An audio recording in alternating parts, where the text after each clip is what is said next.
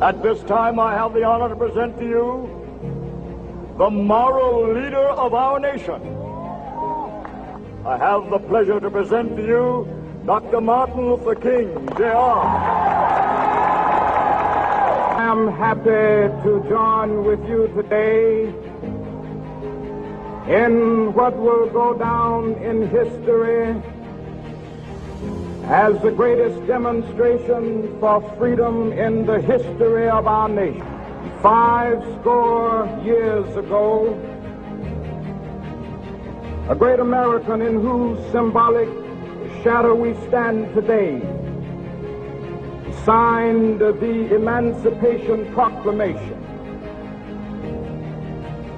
But 100 years later, the Negro still is not free. 100 years later,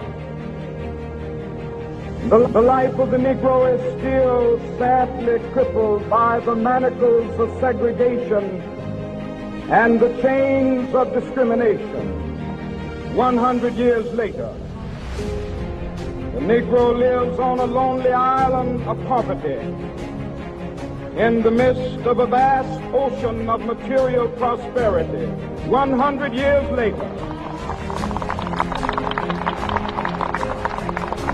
the Negro is still languished in the corners of American society and finds himself in exile in his own land. And so we've come here today to dramatize the shameful condition. In a sense, we've come to our nation's capital to cash a check. The architects of our republic wrote the magnificent words of the Constitution and the Declaration of Independence. They were signing a promissory note which every American was to fall heir.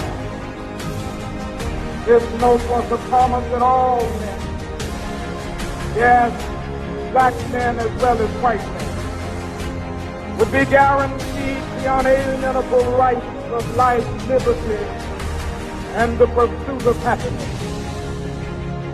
It is obvious today that America has defaulted on this promissory note insofar as her citizens of color are concerned.